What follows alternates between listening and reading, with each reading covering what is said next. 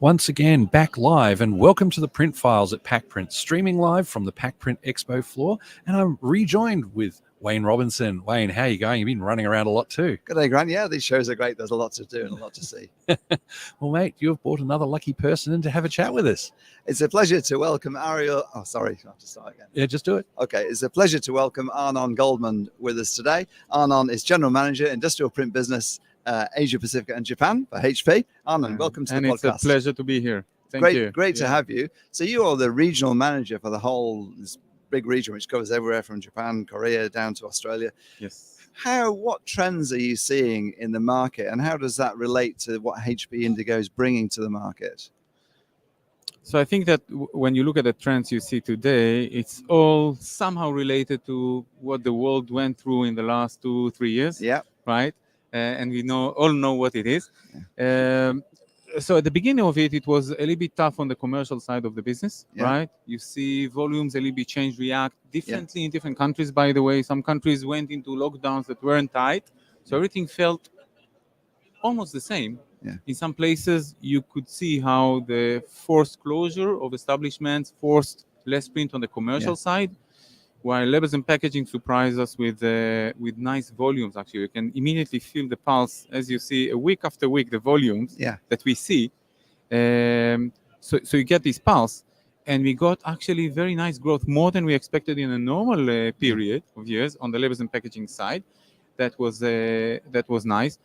Most of it, I can say, at this stage, went back to normalize a little bit. So you see how what didn't go well now goes much better. Okay. And the labels and packaging side of the business also, probably stepped or increased a little bit faster and just stabilizes a little bit, which feels good. And today we feel that we can much better predict what's going to happen. Yeah. Every time there's a change in policy somewhere, and there are still places that are a little bit closed, right? China, Taiwan, and so on. Yeah.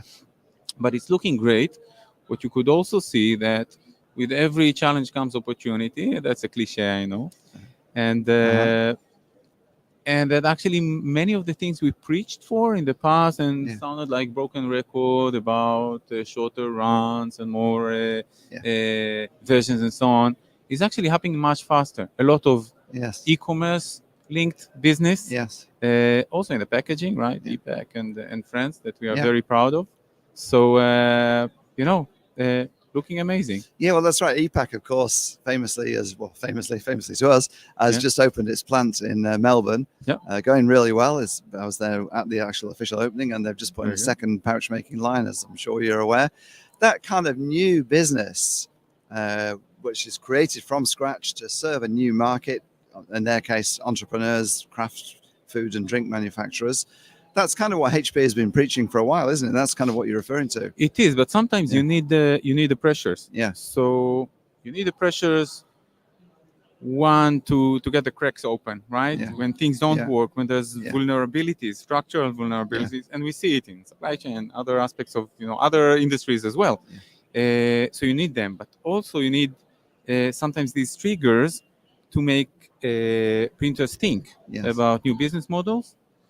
Things that technologically are there, right? Yeah. We were offering them and building this value proposition around it and the solution ecosystem and so on. So as a strategy, it's there, but you need some catalysts to make it really, really. Now, we didn't need this crisis. Don't get me wrong. No.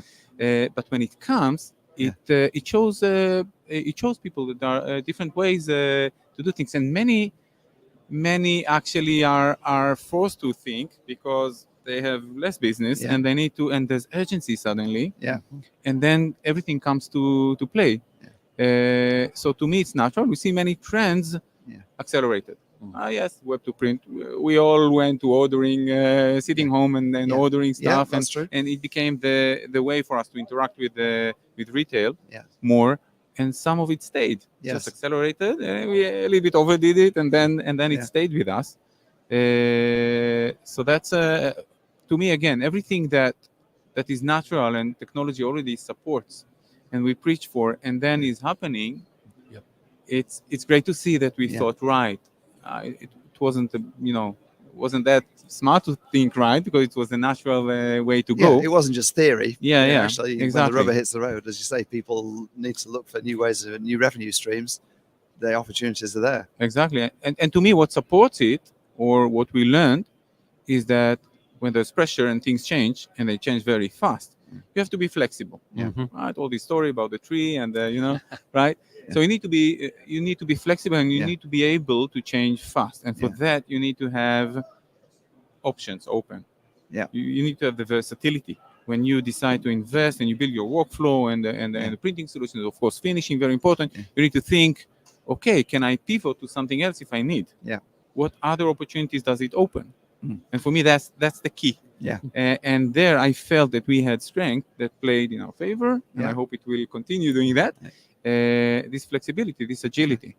Okay, on the HP Indigo stand, or on the Curry Group stand, which is obviously your partner here, the centerpiece is the HP Indigo 100K. Yes. And Curry Group there is talking about analog to digital conversion there. It's a non-stop press, 6,000 sheets an hour, and Anthony A.J. Jackson tells me it can actually print non-stop with the non-stop feed option. It can. So are you seeing that analog to digital conversion, because there's 100 of those machines around the world now, are you seeing that happening with that press?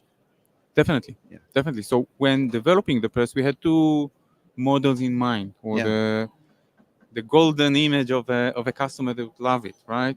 There would be this analog to digital conversion, just productivity and the benefits around that. And there were the web businesses, right? Web-based businesses, e-commerce, with big volume of small jobs.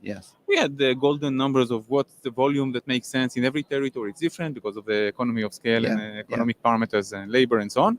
But we had this roughly mapped, and I can say that like every new series that we introduced, moving from the Indigo Series 2 to Series 3, Series 3 to Series 4, there's the speed benefit, usually doubling. In this case, we added 30% on the speed, and there's the actual productivity. And we saw, moving from history already, from Series 2 to Series 3, it's double the speed, but we got 3 times the volume because it made sense more, and the economics of it worked better. And then same true with Series 3 to Series 4. And what we see with Series 5 is very similar. So the benefit here is not doubling. Okay, it's adding 30% to the speed, but with many other features, adding to the productivity, additional 20%, making it 150%, not only in theory. So now we see it. We have over 110 presses installed around the world. And actually, you start gathering statistics from around the world, from specific territories. You must have a real overview. It actually works. It actually delivers the promise. And it makes us, of course, very happy, and our users very happy. And actually, there's 2 versions, aren't there, of that B2 press? The 100K, which is a non-stop high performance, 24 hours a day, or big shifts anyway.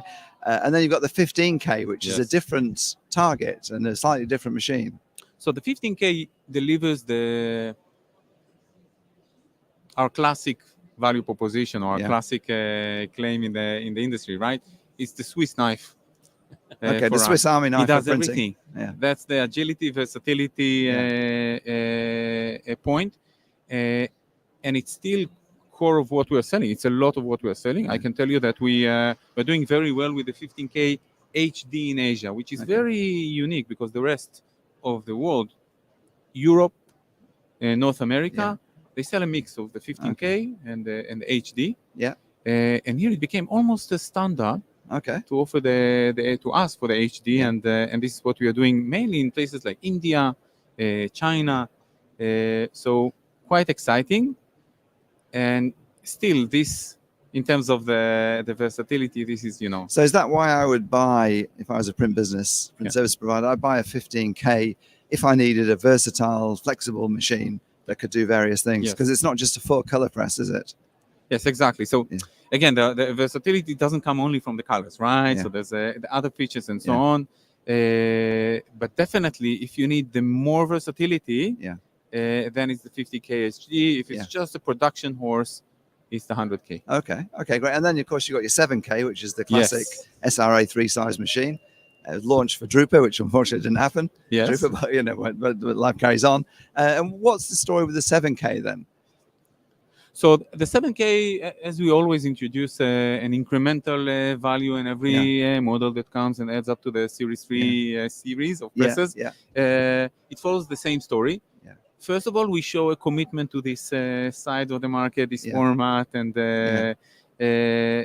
we are there.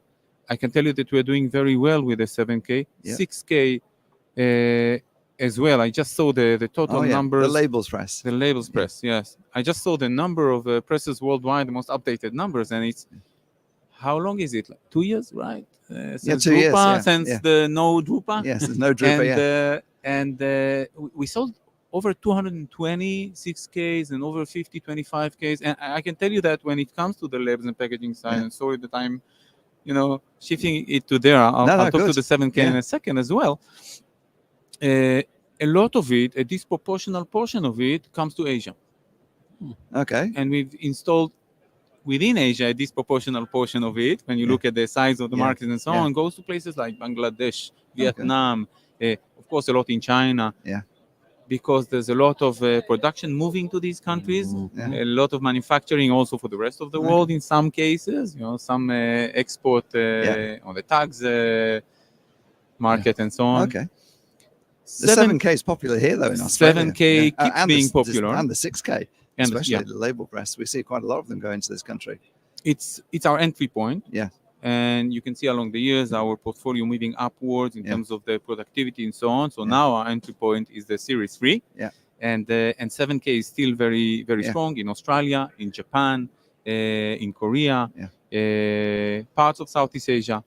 And it delivers actually the maximum value and maximum number of inks and possibilities we have. So that's like the real Swiss knife. It's a smaller Swiss knife, but it includes everything. Right. Of course, HP Indigo, the first bit of the name, HP, one of the world's huge technology software companies. Software has become a bigger part of the HP Indigo offering, hasn't it? Well, I'm thinking particularly of the Print OS, which is the applications, then also Spotmaster, which is, perhaps you can tell us a little bit about Spotmaster.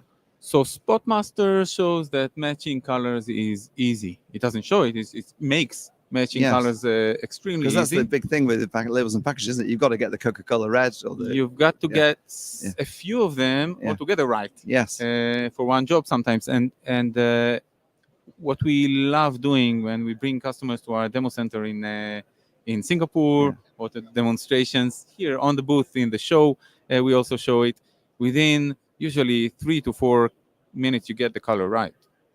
And, we let people just choose the color out of the Pantone. And it's just amazing. So to me, it's pushing in the same direction that we are working in different ways to achieve its productivity. Productivity is definitely not only speed, it's the uptime. It's all the things that you do and waste your time, right? You need to get them out of the way as fast as possible. And in a way, looking at how it's done, it's the natural way it should have been done, right? So many of these things, the industry is just asking for them, and you see it. And I think we have a great solution there. Workflow and automation in general is big for us. We're proud of the Print OS platform. It's not something that it's not a product. It's an important feature. It's an important way to engage with your fleet, with the presses, to understand the team, what the business is doing, and that's great. Yeah, terrific. You, Arnon, have an overview of the whole region, well, in the whole world, obviously. In terms of printing in Australia and New Zealand, how is the country traveling? Are we advanced? Are we lagging behind? Are we in the mix? Extremely advanced. So again, my view is more focused on Asia Pacific. I do meet my colleagues from around the world, and we exchange thoughts and ideas. And when they share with me what they're doing in North America mainly, that's the type of how advanced the industry is in Australia. And advanced is, there are so many aspects to it, right? There's advanced in terms of adopting technology and automation and new solutions. There's advanced in terms of adopting digital in general. Now, Australia, different from North America or Europe, is a huge landmass. Yep. Yes, we know that. Yeah. Right? Yeah. So this ring of cities and so on, this is classic for digital print, for Yeah. when you think about shorter runs, when you think about distribute and print approach and so on. So it's like the perfect test bed for your, for your philosophy about print Yes. when it comes to moving to digital. So in some ways, I have statistics from 3 years ago, but I think they are important. In some ways, digital penetration, we expect it to be higher in a territory like Australia, even more than North America and Europe. And it's true. So a few years back, it was 19% penetration. We measure it in a certain way. Yeah. We won't get to the details. But in comparison to some places in Europe and North America, where it's 16%, Yeah. Okay. and the rest of Asia, where it's 11%, something like that. Ah. Again, a little bit of old data, but it shows something.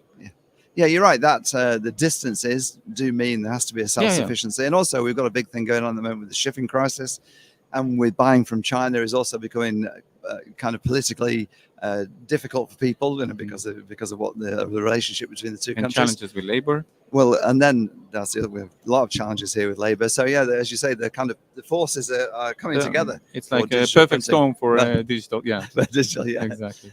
Arnon, it's been fascinating talking to you. Thanks So much for coming on to the Print 21 podcast. Happy to be here. Thank you very much. Yeah, and we look forward to seeing plenty more of you down here in Australia and New Zealand. Thank you. We'll do that. Excellent. Thanks, Arnon. Thanks, Wayne. And of course, thanks to those who've been listening to the show. You are listening, of course, to the Print Files at PacPrint, streaming live from the PacPrint exhibition floor and sponsored by Ball and Doggett. We'll be back soon with another live interview, so stay tuned to this channel.